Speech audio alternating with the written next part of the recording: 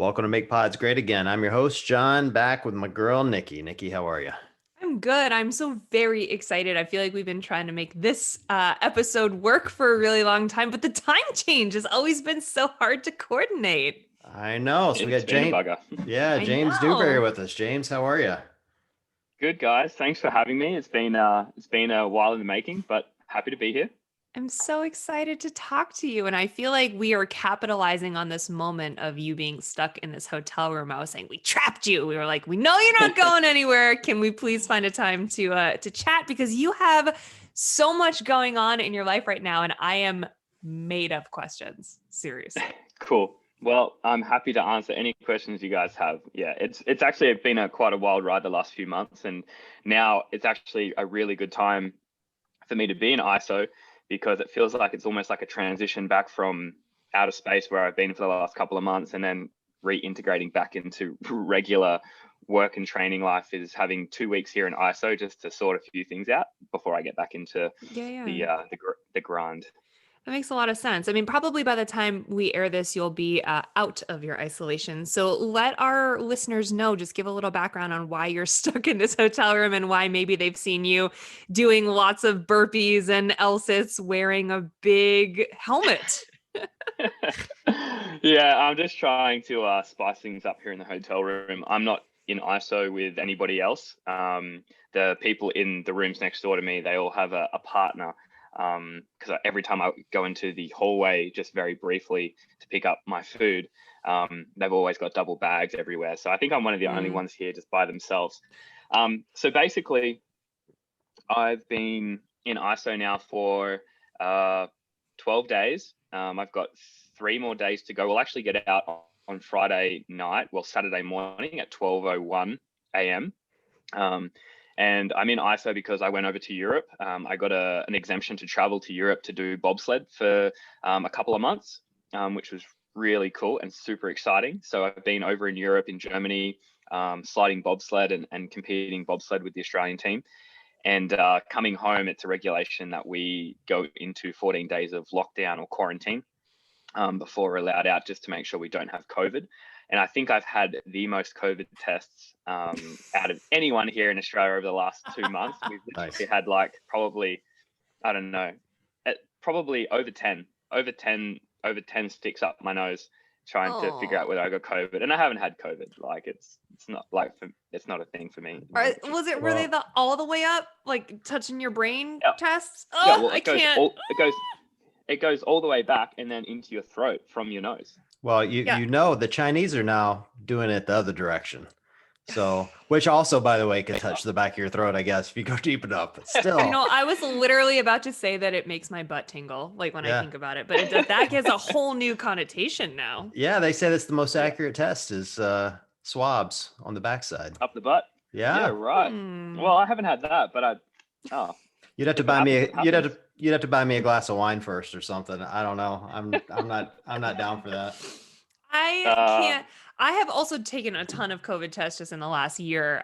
Not nearly as many as you, but the up your nose, like the tickle your brain ones, they just, oh, I can't. I hate it. I hate it. I much prefer the like bottom of your nose ones, like the ones we took when we had to like get in the bubble for games, which were the rapid tests, which were like, in the bottom of your nose. I can't, yep. I'll never go back. I don't want to go back to swabbing my brain. I'm all set. Sucks. Yeah. Yeah. Well, yeah, it's been pretty crazy. So we had to get one basically before every uh, training week, and then we had to get one before every race. And then if I wanted to go from Germany to somewhere else, I had to get one before I left and one before I went back. So there was plenty in there, but yeah, they're not so bad anymore. I'm kind of used to them. I've got one today actually. No, just, might as well keep it going, keep the record straight. Yeah. Yeah. Yeah. Yeah. Well, everybody needs a casual test every now and then. I may do it just for fun. Why Oh, not? sure. Why Yeah. not? Yeah. Well, that's exactly right. Well, the funny thing is that they they ask us when we go get the COVID test done when we're in Germany. They ask you whether you want it in the nose first or in the mouth first, and then it's like you get to choose. It's like if you want to, because you have to get two, you have to get it done with the same swab either in the back of your throat, then up your nose, or up your nose and in the back of the throat. It's just like, there's I don't know only which one's one. worse. There's It only kind of one probably- order that you could. There's only one. If anyone picks the wrong order, I'm gonna judge you real hard. Yeah, we all did choose in the throat first and then up the nose Thank last. But you. Thank you very much. If you said the other direction, I was gonna be like, listen, we need to talk about germs and how that works for you. yeah, well, I figured like both of the passages, they're all connected anyway. So Also true. You're right. You're right. But there's only one, just for my own grossness. I don't want the nose swab in the back of my mouth. Thanks very much. All set. yeah. Oh man. So bobsled. I'm like, Yeah. I'm so fascinated because obviously we've seen sort of like a slew of CrossFitters going out and doing this recently, but that's nothing new. Like you guys are athletes and you're built in a way that sort of like makes you more conducive to that type of a sport. So I totally get it.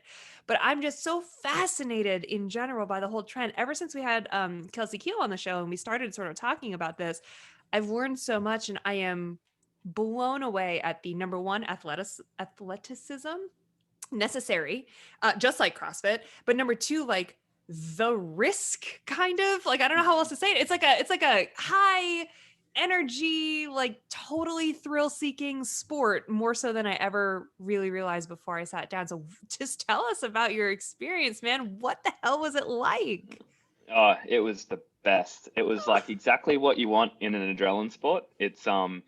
It's literally, when you do it, when you think about what it would feel like, and then when you actually go and do it, two completely different things. It's like way louder, way faster, way more pressure around the corners, a lot more like bangs and bumps than you would expect. A lot more hits and stuff, which is great. It's super fun. What says nobody ever? Yeah. It's Exactly. great. It And like broke my neck. It was awesome. You're wearing a helmet. So, and then when you do take a spill and you tip it over, that's pretty exhilarating as well. Like it's everything about it's really cool.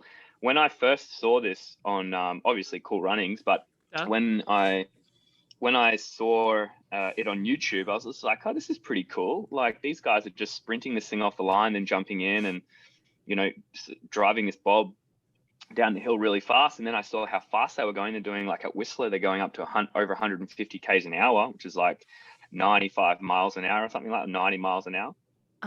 And I was just like, this is super sweet. And then I was just like, I wonder what program we have in Australia for bobsled. So then I just kind of like looked it up. I looked at the old Olympic team that we had, and I was just like, oh, this is sweet. And then I found that one of the guys was like, he was part of a CrossFit gym.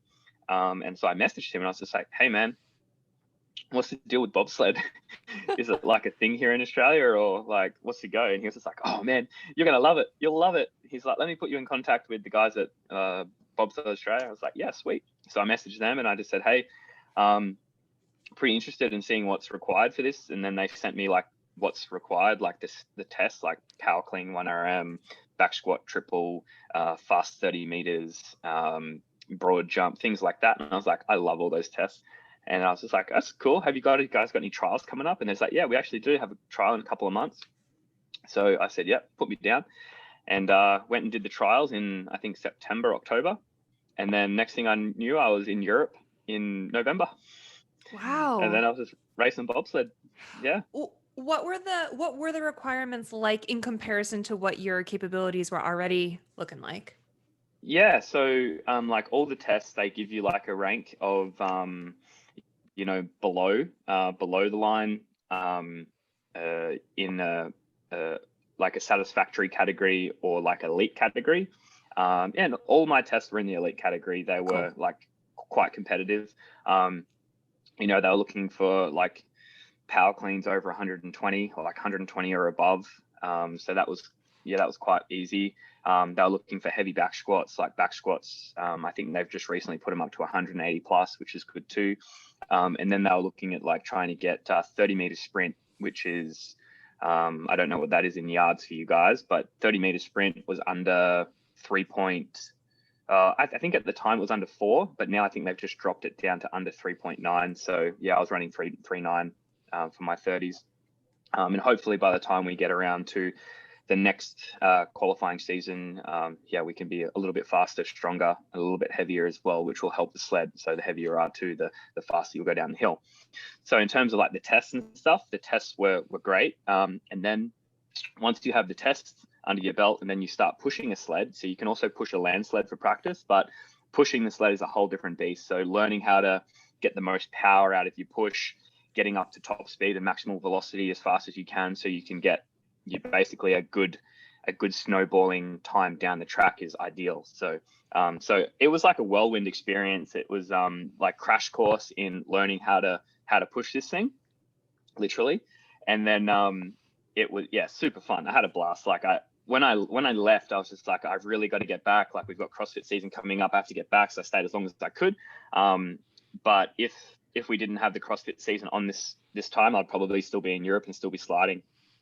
I was just gonna. Oh, go ahead, John. Well, I was going to say, what I love about James is just like 2 years ago, dude, you nearly killed yourself on a mountain bike, and so then you go, you go, I'm gonna go find something safe and easy, just no risk whatsoever. I'll just go flying down a mountain on a sled. You gotta keep it interesting. Right. And don't forget that in the meantime, he's done an Ironman. So he's almost, tried to kill himself working out for a whole entire day in a row, basically. No risk there either. Yeah, it's super fun. I think you got to spice it up. And all these things like are really attractive to me. They give me new experiences, which, I've never tried before. And, I usually come out of the back end of it either with a really, so far they've all been great experiences. Obviously falling off the mountain bike wasn't a great experience, but still it was an experience in the same thing, and it's something that you can kind of learn from.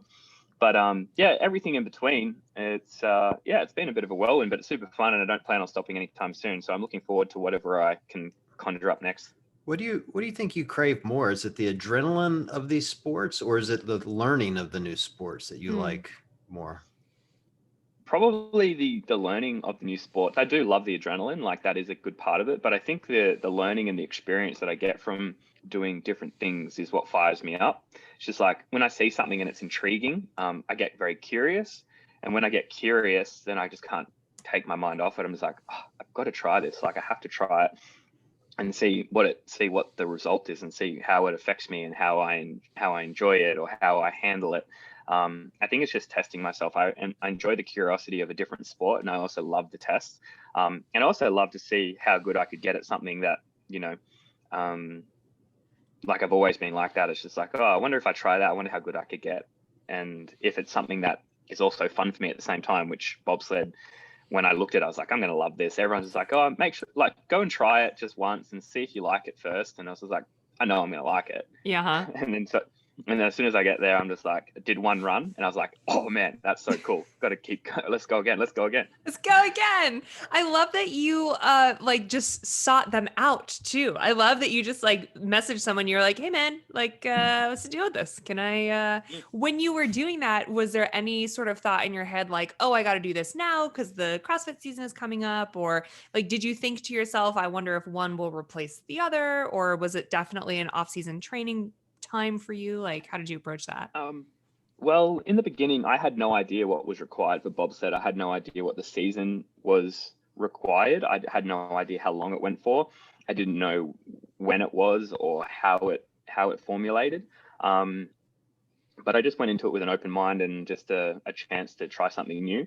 And then when they said, look, the season will go from here to here, and this is your options, just, COVID allowing, if you do well in testing and enough to be able to push the sled for the team, here's probably what we would recommend for you. And they were also very they held back a lot just because they didn't want to recommend someone go overseas for bobsledding with the world the way it is. And I was just like, you know what, I'm gonna go anyway. So if I can get a dispensation to go or an exemption to go, I'm going to go because I want to experience this. And it kind of worked out that, during 2020, not being able to go to the CrossFit Games, I was just like, oh, well, what can I do now? And I hate just getting strong just for the fact of getting strong for something that's, a year away. Like I would rather get strong for bobsled get fast for bobsled, get powerful during this off season, and then come back stronger for a CrossFit season. Like it, so there's something to achieve in the interim. And they both go hand in hand anyway. So it's like during this off season, I got the strongest I'd ever been. Went and did some bobsled, utilized those skills and those abilities there. And then I can transition it over to CrossFit at the same time during this CrossFit season. And for us, there's no bobsledding at all, except for land pushing during the CrossFit season. And then as soon as the CrossFit season is done, bobsled season is like 2 months away from getting started again. So then I can, go back and redo that again. So it kind of all goes hand in hand, really. Like it gives me an opportunity to get strong and something to get strong for, which also transitions back and forward. So yeah, it was, it wasn't a plan to be like, oh, I'm going to just transition over to bobsled and that's all I'm going to do. I'm kind of taking everything I do now, like pretty much on a month by month basis. Nothing really, like obviously I'm committed to this CrossFit season now. I'm just kind of taking everything as it comes and not planning too far in advance, not like I used to do when I was younger, but now that I'm 30 years old, I'm kind of just like, whatever tickles my fancy. Like, I could be, I do this CrossFit season, then do a bobsled season. And then I was like, you know what, maybe I might try and, try another Ironman or something like that, or try an adventure race or, whatever else. Like I do want to go surfing. I want to go on a little surfing trip at some point. I want to try and surf some decent waves. So that's something that I really want to do with a few mates coming up. So at some point you'll probably see me getting crushed by some big waves somewhere, but that's about it. It's wild, dude. It's just, it's crazy to imagine like what your body goes through. And I know that you train very smart. So obviously, there's in the 2 months between the CrossFit season and the bobsled season again, like there's some downtime and you have some recovery, but then you change up your training. And just a testament to how well you elite athletes not only view your training and approach your training, but also approach your recovery. I think that's really impressive. If I went through a CrossFit game season, I'd be like, cool, I need 18 months off before I can think about any other sport. Yeah, I do that after the Open. Are you kidding me? Seriously. Yeah, and I scale that thing. Come on. Jeez. Yeah, don't worry. I feel the same way. I have to take a little bit of time off after each one of those events. That's for sure. Yeah. Like in the past, you go through the Open and you just think, oh, I'm so fired up. I'm going to go in on Monday morning or Tuesday morning. I'm going to train straight away. But no, you should just take a couple of days just to regather your thoughts and regather your mind. And I think the good thing about this season now is that you only have 3 weeks of it. You don't have 5. So you have 3 weeks, then you have a bit of a regroup, and then you do another bit if you make it in that 10%. So this is probably a bit better. It's just like around the Open, when the Open comes around, like every member in the CrossFit gym goes absolutely crazy, and it's almost like they turn into different people for those 5 weeks. It's just like, oh, so this hopefully will be a bit more fun, and people can enjoy and not have it so drawn out. 3 weeks I think is great time frame. Oh, totally. Every year by the 4th and 5th week, everyone's like, this just was so fun, but I'm just so done. I'm done. I'm just done. I want this to be done. Yeah. Yeah, totally. No, I feel that too. Like, and I just love face-to-face competition. Like, it doesn't matter what it is. I would any day of the week prefer to be face-to-face in a competition than do online competitions. Like online competitions, they don't fire me up so much. I don't know why, but that's not how I was sort of, it's not how I'm wired. I would rather do something head to head in the flesh than do anything online, but I understand it's the process that we have to go to, and I'll accept that. But yeah, I would much prefer face-to-face competition. That makes sense. Will there be any face-to-face competitions in Australia this year? Do we know? Well, we have, I think so. I think we will. Australia has the COVID stuff pretty under control, I would say. I don't think we have that many cases Australia wide. Like if I had to, I'm probably completely wrong here, but I think we maybe have like 10 cases or 20 cases, if that. I had that in my house last week. Oh, like we have 10 per household here right now. Seriously. I literally, this is no joke. All right. I'm not making this up. I have 10 employees out with it right now. Are you serious? Oh man. Yeah, absolutely. Oh man. I did the math yesterday. I like was, writing down the names and figure out who's out and when they're coming back. And yeah. I've had 10 at a Oh man. time for like the last 2 months. I'm not making 5 minutes. It sounds like we're laughing about it. It's not funny. No, we're just there- over it. Everyone's just Yeah, so over it. I It's think like, that's really? Come yeah, on. that's kind of the thing. Like I can't like every day someone's messaging me going, well, I was exposed 2 days ago. I got to go get tested. And inevitably they test positive. And it's, No. Sucks. it's frustrating. It's very frustrating. Yeah. Um, Yeah, I can imagine. Like I can only imagine because we haven't had to deal with anything like that here in Australia. While I was in Europe, there was like 10,000 cases a day or something like that, Mhm. which I was like blown away by, and I was just like, oh man, we don't have to deal with anything like this in Australia right now. So I guess in terms of competitions, I think we will be okay to run some. I'm not sure how it'll all pan out and how it's actually planned, or if it's like regionals or if it's like a sanctioned. I'm not quite sure, but I've got a feeling we will probably have them. And if that's the case, that's where I intend on making a bit of a splash. I love the face-to-face stuff. Good. Broadcast them because we're dying to watch. Yes, We're please. dying Yeah. for CrossFit competition over here because we probably won't be Yeah, able to yeah. do. My best guess is even if things continue to go better and people continue to get vaccinated and whatever, I still don't think we're going to have spectators at games or more than 10 or 20 athletes at games this year. Like I just don't see it happening. And obviously we know Yeah. we know what we're doing, right? Because we did a small version of it last year and hopefully we'll be able to have international athletes and that'll be a step up and maybe more than 5 at a time and that'll be a step up. But I still just don't see like big crowds gathering. And maybe I'm wrong. Hopefully I'm wrong, right? But I just Yeah, it's You're not wrong. I feel like maybe 2022 might be the year where things become a little bit more active. I don't think it probably happened this year, but hopefully people will actually be able to grab athletes might be able to grab exemptions early enough so they can do their 2-week quarantine when they land in the States and still be able to compete. That'd probably be like as soon as, all things going well, like at the moment, I'm not super fit. So I've literally just been doing 7 minutes of burpees each day in my apartment. So when I get out, I have to really get my shit together because all I've been doing is pushing a bobsled 40 meters at a time at as fast as I possibly could. I've done no like fitness capacity stuff. So that's lacking. But if I can and all things go well this year, if I do crack a ticket to the games, I'll be then, trying to immediately start trying to figure out my way to get to the States early. That'd be the plan.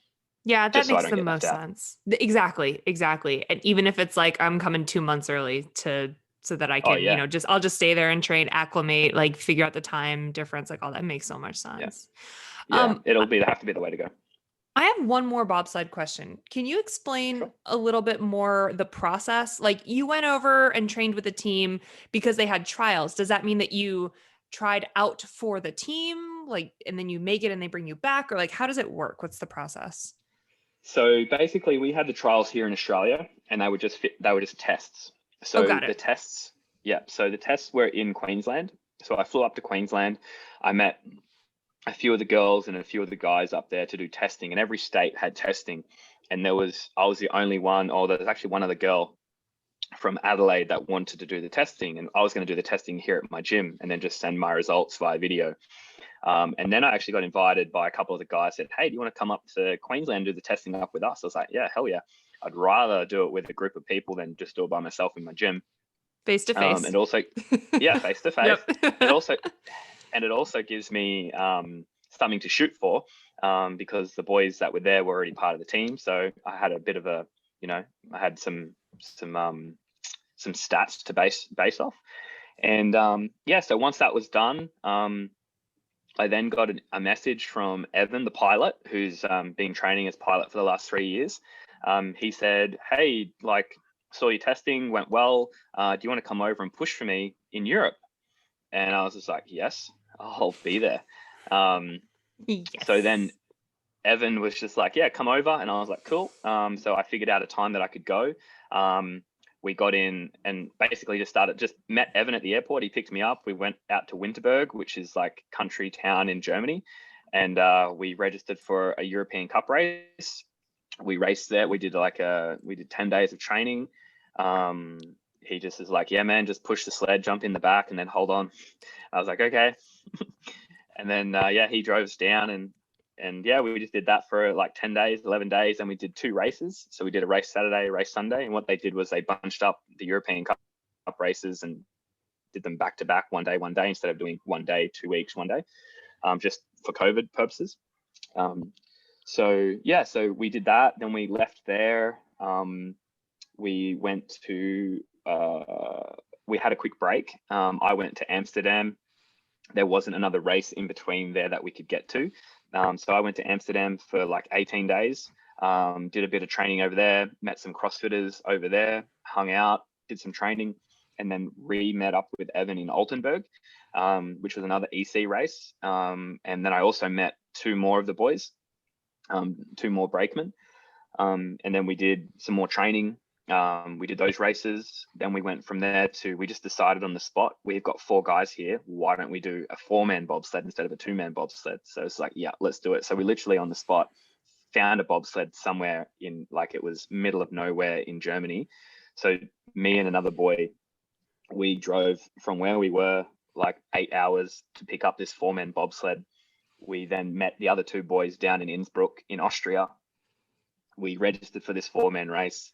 And then we did the 4-man race. We just winged it, like really cowboy, just winged it, and got 2 races done. And the thing with the races is you got to come down for it to be eligible to help with qualification for the Olympics. You have to get down in these races without crashing. So luckily enough, like Evan stuck it and made it work. And yeah, we got those 2 races done. And then from there, the boys had another bit of a break, and that's when I decided I'll come home. Like, I extended my stay a couple of times. I got a flight cancelled as well. And then the boys are competing this weekend at World Championships. But they're doing only 2-man because they only qualified the 2-man. So having 3 brakemen there for just a 1 brakeman spot, it was, over the top. We didn't need it. And I had to kind of come back and start getting fit anyway. So they're actually going to be racing over the next couple of days, which is fantastic. And yeah, so basically that's my introduction to the team. Is like, I did the testing, went over. I think with Australia, because it's not a first preference sport. It's not in the A category of sport that Australians typically do. They're basically looking for either a weightlifter that has some sprinting experience or a sprinter that has weightlifting experience. Someone who can shove the sled fast enough, or shove the sled well enough, then to get it up to max speed. So for CrossFit, it's actually quite good because we train sprinting and weightlifting all year round, pretty much. And yeah, kind of just fit in really well. So I think what they're looking for is people that are willing to get in the sled with the potential of it crashing. And then also people that have the ability to be semi-competitive, and then obviously over the course of time become, very competitive. So yeah, for me, it was just like very intriguing. I was just like, wow, this is really cool. Your whole experience is like the movie Euro Trip. Right. You like a Harold and Kumar experience overseas where they were just like, hey, you want to like go like get like burgers at White Castle and then push this bobsled? And you were like, yeah, sure. What do I have to do? Drive 8 hours? No big deal. I was thinking the same thing. As stories are like, I met these guys in a bar and we decided, we'll go base jumping, but we didn't have a parachute. So we just got some sheets and some dental floss and we just made some and just jumped for it. It was great. Again, like the only other experience I have talking to an athlete about getting into bobsled was when we had Kelsey on the show, and she was at the Olympic Training Center, and it seemed like a very process oriented sport where she was there and she had X amount of training on these days. And she started out by pushing the bobsled down like a half track. I know I'm saying it wrong, but like she didn't do the whole thing right away. And so she didn't even get up to speed right away. And then eventually she got up to speed, and then eventually she had a trial, and certain people made the team and continued and certain people didn't, which is totally what I thought you were going to say. I thought you were going to be like, I either made the team or I didn't, and I'm going to try again, or they're going to bring me back. But no, you were just like, I don't know. These dudes wanted to do some races. So I just like went to max speed first time ever in a bobsled. Insane. Yeah, pretty much. And it actually is pretty funny. But I guess for us in Australia, like we're an entry level country into the sport. Like our females, they do exceptionally well. Like we have a girl who's winning like World Cups currently in the monobob, the single person bob. But where we are for the males is we're a fairly new squad. I'm obviously the newest one, but like Evan and Joe, they've been doing it for 3 seasons. But if we were to look at, and also Dylan, he's been doing 2 seasons, I think. But if we were to look at in terms of time in the bobsled, you could equate what the boys have done over the last 3 seasons into what, say, a German pilot and a German brakeman would have done in 1 season. So they're getting a lot more time in the sled. Like there's like national, like basically a national sport, whereas ours is sort of just like, it's not quite there yet. And I think we could have a fantastic team that could be quite competitive if we had, you know, a push track and we had an ice house to push in to learn how to push the bob more efficiently, because this comes down to like tenths of seconds. It's like a 100-meter sprint or a 400-meter sprint. It could come down to 0.1, 0.2, 0.3. And if you can push 0.1, 0.2, 0.3 faster off the start line, that will compile and snowball by the bottom of the track.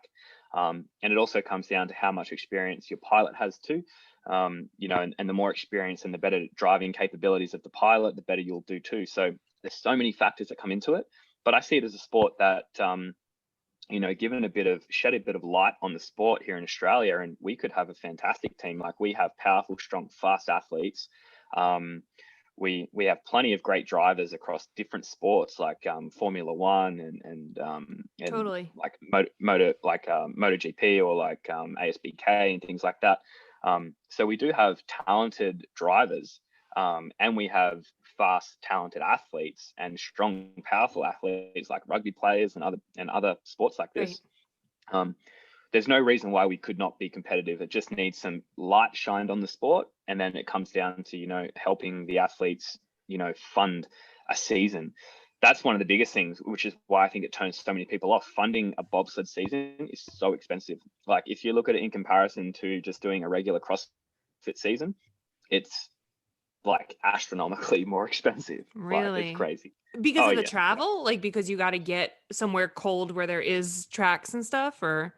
Well, that for us in particular, you have to travel for it. That's a big expense there. You know, lodging is a huge expense when you've got to stay in a different country for like 3 to 4 months at a time.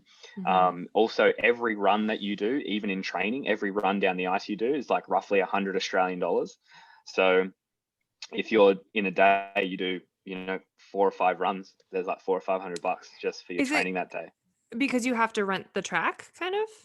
Yeah. Yep, got it. Yep, yeah, that's exactly right. Yep. So because the ice has to be maintained, they also have to, you know, they have to keep the track cold to keep it icy.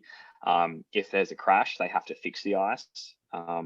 They have to have heaps of people on deck. Like they have to have the track workers to help you get your bobsleds from the bottom of the track back up to the top of the track, and that's on a constant rotation. So you finish, you load your bob onto the truck, drives it back up to the top, then you wait 20-30 minutes before you go down again. So you have that involved as well. So it's an expensive thing just to do. And so in a race, like in a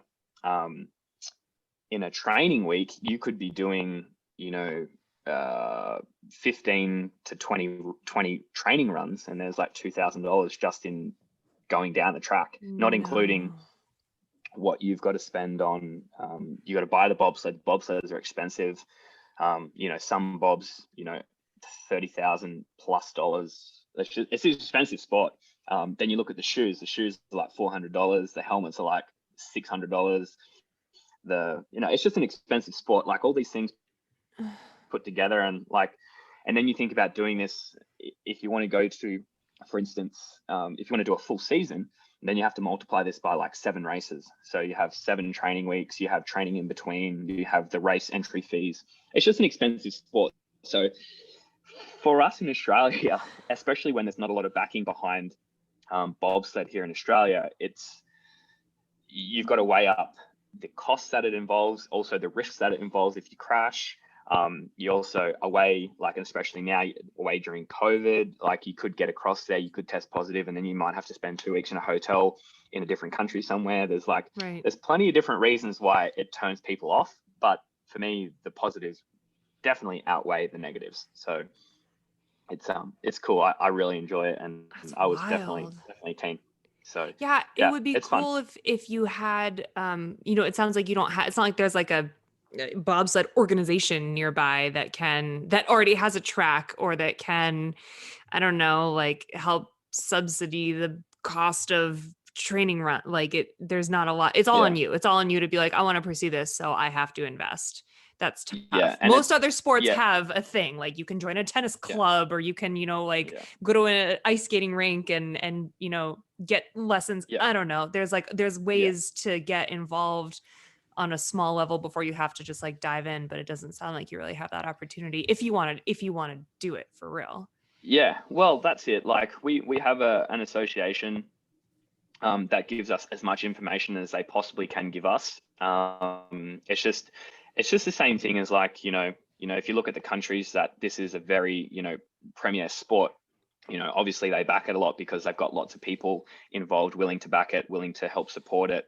But it's just not super well known here in Australia, and that's nothing against Australia. It's just never been a prominent sport. But it could shedding some light on it probably helps, and putting some highlights around it. Like obviously with Tia now doing it, and Kelsey and a few other people, like it. It may shine some light on the sport, especially here for Australia, and it might get some people wanting to back it and more involved and wanting to watch it, which will only draw more crowd, and it could be, it could turn into something different. So yeah, it's super fun, and I'm having a blast doing it. Like I just look forward to getting back across and doing some more sliding.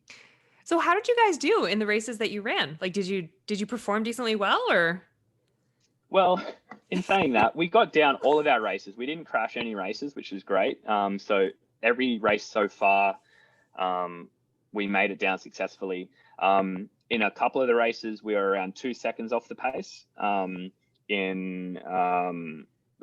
were we recently? In the 4-man bob, I think we were roughly like maybe less, maybe 2 seconds off the pace, roughly in all our races. But in that 2 second gap, or that 3 second gap, there's 20 sleds in front of you. So racing in Europe, there's like usually 30 and 35 sleds. A couple of our races, we had like 15 sleds in the race. And we were usually in the back five. But in saying that, if we were to spend, a decent 12 months practicing our push starts, it even comes down to the material that you have. Like if you have a really fast bob and then you have fast runners, there's a give and take, because if you put really fast runners on the bottom, that's like the skates that you slide on. If you put really fast runners on the bottom, then it's really up to the driver to be able to handle those runners, because the faster the runners, the slipperier it is, the harder it is to handle. So you need to find a happy medium. You want to get most speed, but you don't want to obviously crash. And the faster the runners, the easier it is to crash. So you got to find this happy medium. But I think if we were to stay together as a team and really help develop each other by, keeping everyone accountable and learning how to push perfectly together, learning how to, navigate these tracks, there's no reason why we couldn't, be competitive. So I think, in my personal opinion, but I'm an optimist. I always look for like the best. I always want to compete with the best. So yeah, I always try and figure out the path of least resistance to be able to compete with the best. It sounds like me picking my cart for Mario Kart races, where I'm like, I want the fast cart, but I need the wheels with the traction, and I gotta fall off the edge. I need the wheels with the traction. Yeah. No, it's exactly the same, and this is where it all comes in. Yeah, it's exactly the same. Thanks for making me feel better, James. Yeah, it's the same. It's just the same. Well, that's the way I look at it anyway. Like, I think, and then also, the teams that are winning World Cups and winning Olympics, they have a full season plan. They've got their whole year planned out. They have coaches that are with them constantly all the time. It's pretty full on. Actually, I just think someone just knocked on my door for a COVID test. Do you guys want to watch me get a coach? Yeah, totally. I want to Oh, see yeah. it. I want to watch it happen. Can we watch it? I won't be able to talk to you for like 1 minute. That's fine. Go for it. Bring them near the computer. I want to watch. We can narrate this as it happens. As long as it's through the nose and not through the other area we were talking about. He can't hear us anymore. Although we might get the most, the better. We might get the most hits we've ever had on one of these videos if we go that route. We'll have to Maybe that's what you should write the preview. Like you should be like, watch James Newbury get a COVID test. I'm just gonna say, watch James Newbury get inserted. How about that?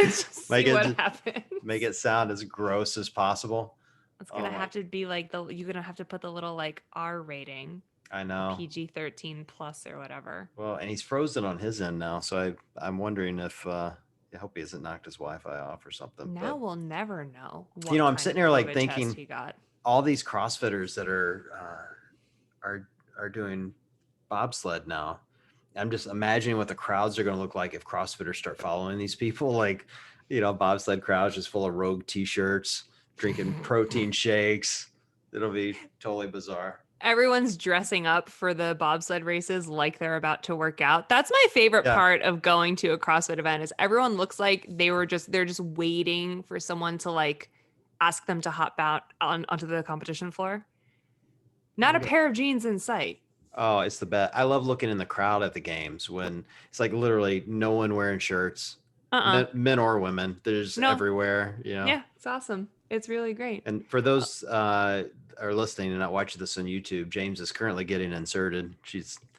I think she just touched the back of his brain. I think she touched the back of his brain with that thing. Oh, poor thing. He's a champ though. Look at him. He's just like taking it all in stride. Yeah, I had the rapid test when they gave me the test. It was rapid, so they were just like right inside the nose of it. Yeah. James, that was easy. You're like a pro at this. Yeah, they just put it in the throat, put it in the nose, and you're good to go. That's my third one for the week. So nice. How fast do you get your results? You probably can't see, but my eyes are watering a little bit. But how quickly will you hear back from them? Tomorrow morning, a 24-hour turnaround. So I need that result before I leave here on Saturday morning. So basically, when you get in for testing, like when you get in from overseas, your day one is day 0, and then you can leave on the 15th morning. So I'll be able to leave Saturday morning, Friday night, like 12:01 a.m. So my brother's going to come pick me up, and I've got to get rid of all this training gear that I've got inside my room. So I'll do it nice and early. Plenty of stuff to get into when I get home. So I can't wait any longer. Yeah, the start of a new CrossFit season, one that looks a little bit different than we've ever seen in the past. I mean, overall, What are your thoughts on the new system? I know we talked about like a 3-week open will be better than a 5-week open, but we've got a whole new system. It's regionals-esque, if you will, but still different than anything we've seen before. I love it.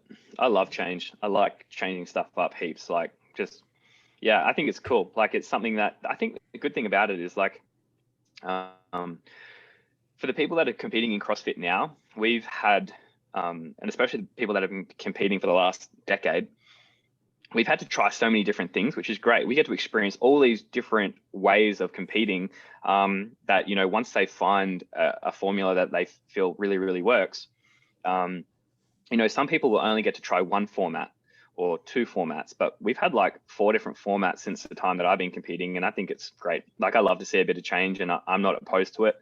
I think you just got to take it as it comes, and just, it's like the same thing when we had all the different countries there in 2019 for the first time.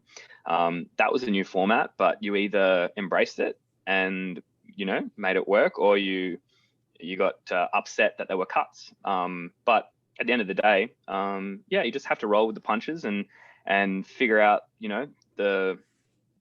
take it as it is. Obviously, try and be as positive as you can. Acknowledge the things that you don't enjoy, but also, at the end of the day, you'll probably compete better if you're in a positive mindset than a negative mindset, regardless of, how you really feel. So yeah, I think it's cool. Like I'm excited. I always love a regional. So I'm excited for it to be more regional-esque. That's something that I really enjoyed. So yeah, I'm pumped about it, and I'm looking forward to seeing how it all pans out.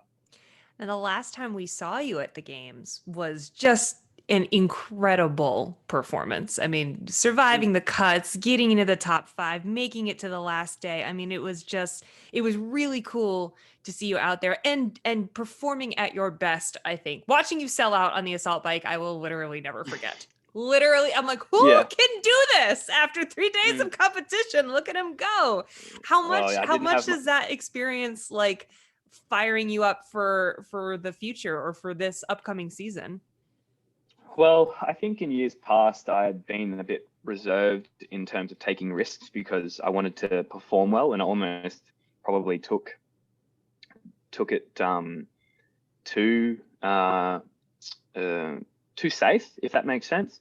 So I kind of went into my 4th CrossFit Games, and in my mind, I wanted to be like, you know what, I'm just going to be a bit reckless. I'll just be a bit reckless. I'll probably send it in a few ones that, maybe shouldn't send it on, but have a go anyway and risk it to get the biscuit, I guess. And, it kind of really worked out, and I had way more fun. I had so much more fun. There were events that, if I had taken it too cautiously, like I wouldn't have done as well. And, at the end of the day, like I thought to myself, why would I take this CrossFit Games cautiously? Like I've already been here 3 times. Why don't I just try and get a couple of wins up like under my belt? And that's kind of what I did. And yeah, if I make it back to the games this year, I'll do the same thing. I'm going to risk it. I'll risk it to have a couple of wins and hopefully get some better points on the board and have more fun with it. The idea in 2019 was I wanted to go into that CrossFit Games and come out the other end with more positive experiences than bad experiences. And in the years past, 16, 17, and 18, if I had looked at all my events and all my experience there, and I said, how much fun was I having and how much of it was not super enjoyable? And I only really have fun if I'm winning. If I'm winning or doing well, I can take positives and have a smile on my face. If you're not winning as a competitor, you're usually pretty upset. And I walked away from all those, getting a 24th, a 26th, and an 18th. Yeah, an 18th was better than my years past, but I still wasn't like super happy. I felt like I was missing points where I felt like I should have had points, and I was just like, oh man, I just walked away from them feeling like my fitness didn't show. Whereas 2019, I felt like I felt like my performance really mirrored my training efforts and my training that I'd put into it, which I was happy about. So I walked away with 98% of that 2019, 99% of that being like, yeah, I'm stoked. Cool. Which was great. Yeah, I love that. You did so amazing that year. You made Noah Olson change his haircut. So I know. I think that's amazing. I mean, do you feel personally attacked? No, he told me while we were in Hawaii, he was just like, oh, I'm going to get some dreads. I'm just like, yeah, really? He's just like, yeah, I'm going to do it. I'm just like, oh, I'll believe it when I see it. And then, yeah, he started growing his hair long and yeah, he's got him. And then every time I see a video, like scroll the Instagram and I see a video pop up and I have to do a double take, I'm just like, who's videoed me somewhere? Me too. And I'm just like, I always do a double take. I have to figure out if it's you or him just because like when you're just scrolling, you don't like realize at first. And then I'm like, wait a minute, is that? Oh, okay.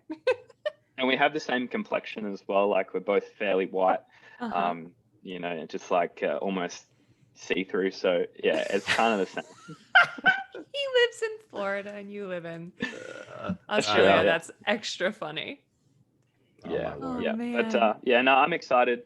I'm excited for it all. And yeah, I'm looking to see how it all pans out. But, I think this will be pretty sure this will be my 11th season. Oof. So, it's getting on there, but, I think, while I'm still enjoying like training CrossFit as much as I am, like, after it's all done and dusted and I'm not doing CrossFit as a high level anymore, there'll be something else. I guarantee it. There'll be something else that I'll be like, yeah, I want to throw my hat in the ring and have a go. Yeah. So we'll see. But this season, yeah, I feel like the thing I thought about as well is I'm not going to be able to travel for the next, period of time during 2021. So I might as well just spend all my time training and see how well I go. So yeah, totally. It's also my 11th. season. Wow. Yeah. Did you start? Did you do the open in 11 as well?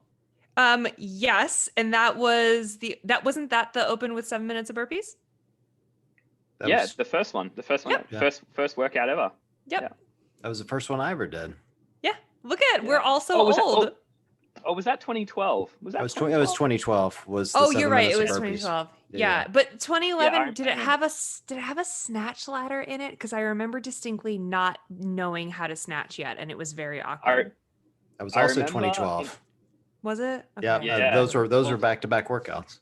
Ugh, gross. Yeah, yes, I remember. Yeah, the lightweight snatches, and it kind of ascended. Yep. In 2011, that was my very first season, and I remember there was an overhead squat at like 50 kilos or 60 kilos, and I'd only just started CrossFit like 2 weeks prior, and I remember picking up the weight, and someone said, "Oh, you got to overhead squat this," so I just put 50 kilos on or 60 kilos, and it was like I picked it up, and I like muscled it over my head.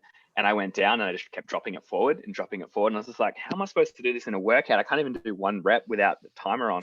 And then, yeah, I tried the workout like 3 or 4 times that week and ended up getting better and better every single time, like you do when you first start CrossFit. But that was my intro to it. And then someone said, oh, yeah, you get like world ranked and Australia ranked. I was like, oh, really? That's cool. I'm in. Of course. We created a monster back then. Pretty much. As soon as you put a ranking into play, I'm always just like, okay, here we go. Well, speaking of rankings, I have to ask, and I don't know how quickly we're going to air this, but we did get some big news today in real time in the CrossFit world, in the competitive world, with Matt Fraser retiring. And so looking ahead at what the season will look like from a ranking standpoint, I mean, here's a guy who's consistently taken the #1 spot. And I know as a competitor, everyone goes into it being like, that's my spot this year. I'm here to win. But this certainly does change the landscape in one way, shape, or form. How does that affect you, or how you view this upcoming season differently, if at all? Yeah, like I had a couple of people ask me that this morning when I woke up and I saw that Matt had retired, and they said, oh, how do you feel about it? And I'm just like, I'm kind of neutral. Doesn't really change much for me. I kind of thought like I'm going to be training as hard as I possibly could to try and beat Matt. I'd be training as hard as I possibly could now that he's not competing to try and win. So it doesn't particularly change too much. I guess for a lot of people, they're thinking, oh, okay, the platform's wide open for someone to be the next fittest on earth, which is also exciting because Matt's been so dominant. For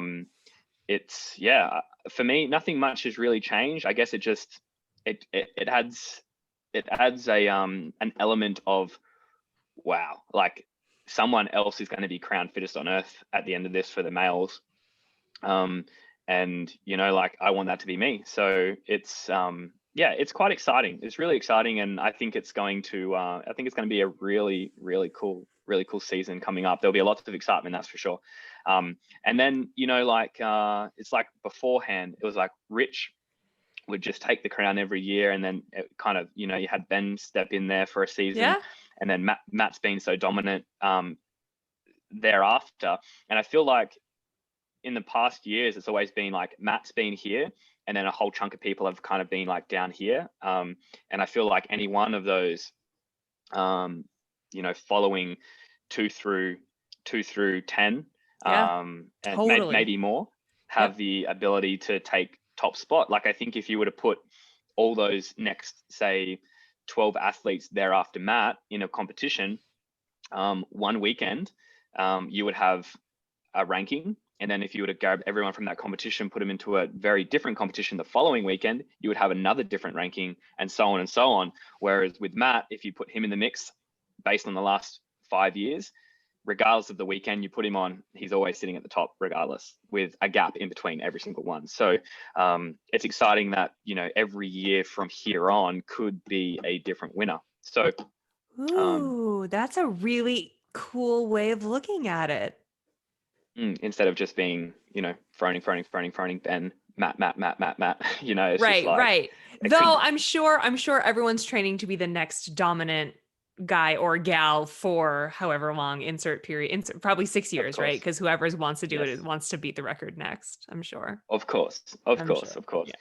And yeah, I guess we'll have to wait and see. I'll have to pan out and see how we go. But yeah, it's definitely going to be a fun season. I'm looking forward to seeing how it all goes, and hopefully competitions face to face do get to go ahead, even if they do it similar to the UFC, and create a fight island and have everyone go early somewhere, and do a fight island style thing where everyone can kind of just go and be secluded early. Maybe that's a possibility. I would go to an island. Sign me up. I'll go. Let's go. Let's go. Yeah, you know where we're going, James? We're going to the island of Madison, Wisconsin. That's where we're going. Yes. Get ready. So tropical. So beautiful. Yeah. Well, they could always come to Australia. We have one of the lowest cases of COVID. We have the facilities to make it happen, and we're just one big island. So why not? I'm down. I don't think Australia wants us. I think that's the problem. Yeah. Not Australia's Americans. Like, maybe you Americans just stay where you're at. Good luck with that COVID thing. Exactly. Oh man. Well, it should be fun. Well, before we wrap up, James, we haven't really seen you since probably the Performance Summit a year ago. The Under Armour Performance Summit. So I'll have to ask the important question: have you got your hands on the new Tri-Base Terrain 3s yet? Yeah, I do actually. You want to see them? Yes. Can we see them? I absolutely want to see them. We fangirl so hard for these shoes, you guys, and not paid, by the way. Under Armour should totally sponsor us. Yeah, they should. Look at those pretty things. Those are sick. Yep, love it. Yeah, they're cool. Do they have they have a totally different upper, huh? Yeah. So these the upper is completely different. It's like a bit more of a resilient upper. It still has the sock interior as well, so it's still like that foot hugging type of material. But then they extended the heel here with a little lip, so you can slide up and down the wall a little bit better too. So yeah, it's a pretty robust, resilient shoe with a bit more flexibility. Still same thing with the Tri-Base sole. But yeah, I absolutely love it. Loving it. Dude, James, did you have input on this shoe like you did for the other versions? Yep. So we had a fair bit of input. Every time I make a trip to Portland or Baltimore to see the Under Armour guys, we usually sit down for a few hours and talk about how we can improve it and what I've noticed during training, and the type of laces, the type of uppers, the type of look. You want the shoe to feel good on the foot, everything. So yeah, I've had a fair bit to do with this one as well. And I'm really excited for people to start testing it out. It's an improvement. So every time they do a shoe, I'm just like, I don't know how we're going to improve this. But then when time comes and we have to start making some decisions, we make improvements. Dude, I've worn mine since that summit. I mean, if I do 6 workouts a week, I wear 5. Same. Easily. Same. But yeah. Same. Oh yeah. They're my go-to shoe for everything. I love those things. And now they're so beat up. They're just abused. Yeah. Same. My husband is also, that's all he wears. And I got him I didn't say I got him, Matt, our buddy Matt at Under Armour sent him like 3 different pairs. And I caught him trying to order a new pair last week because his are so worn out because he wears them every day. And I'm like, you can't, the 3s are going to come out. You got to wait. Yeah, gotta wait. You gotta wait. They're almost here too, so hang tight for a couple more weeks. Yeah, we're counting the days. I shared a photo of them in my story the other day, and Matt from Under Armour messaged me. He's like, "Is that a hint?" And I'm like, "It's absolutely a hint. Yes." Yes, release the shoes, bro. Yes. Come on, let's go. Get them in the States. I need them. They're good stuff. Yeah, good stuff. Yeah, they're awesome. I recommend them for all of my narrow foot people because it's like. Yeah. It's not so narrow that you don't have room and your toes can't splay. Like they're perfect for functional fitness, but they are just when you have a little bit more of a not wide foot than like typical nanos or whatever other insert CrossFit shoe here are just so like my feet slide around in them. I will say the Nano 11s or X1s, whatever everyone wants to call them, are the closest to this that I've ever worn yet. So I like those a lot. But yeah, if I ever don't want to worry about my equipment, like for every open WOD, I'm going to wear my Tri-Base reins because I just don't want to think about, I just don't want to worry about it. I don't want to think about my footwear. I want it to feel like part of my foot. Exactly. Yeah. You want an extension of the foot. And I feel like you can chuck these on without having worn them before and they already feel comfortable. They don't feel like you have to wear them in for so long to then start feeling comfortable or to get that foot cramp, which is really good, which I love too, because then you can rock up to a competition and have a couple of spares if you lose a pair, or if you, I don't know, wreck a pair somehow. You've always got a spare, and they're probably going to feel pretty much the same. Well, I've told everyone that if you're a mediocre athlete like I am, and you get a pair of tri-base Rain 2s, you'll still be mediocre, but you'll look better. And that's all that matters, really. Yeah. Be more comfortable with your you will. mediocre You'll be more feet. comfortable. Your feet will feel good. That's all that matters. Yeah. It's so surprising how much better you compete if you feel good about what you're wearing. It's that's true. It's a mindset thing. A lot of that goes into play is a mindset thing. And if you're, look good, feel good, compete good. Yeah. That is why I spray tan before every competition. Look good, feel good. What's up? Yeah, exactly. It's a mindset thing. I'll always compete better if I'm having a good time. So if you can do as many different things to make yourself have a good time, you'll probably do better. Well, for me anyway. Mm-hmm. Well, I guess in the future I'll spray tan and wear my Highly tri-base recommend. and I'll be good to go. Yeah. So. And get some dreads, 100%. John. And Come on. Get some dreads. I could grow them in the back like a little skullet dread. It'd be great. If James ever cuts his off, you could glue them. You could glue them straight. Yeah. I'll send you guys one each. Perfect. Oh my God. Can you please? Perfect. I will. Yes. I will. I'll sell them online one by one. That would make some serious money. I don't know if you heard our podcast with Armin, but yeah, I'm saying people would pay big money for that. People pay for weird stuff. All right. Well, James, okay, don't go there. Yeah, we'll let that go. James, thanks for being on, man. We appreciate your time. Thank you so much. No worries. My pleasure. And let's not make it too far between the next one. Yeah, Absolutely. for sure. Hopefully the next one is in person. We'll go back to Baltimore and meet up again. Perfect. Fingers crossed. All right. Well, Nikki, it's great seeing you again, as Likewise. always. For everyone listening, we appreciate you guys joining us, and we'll talk to you soon.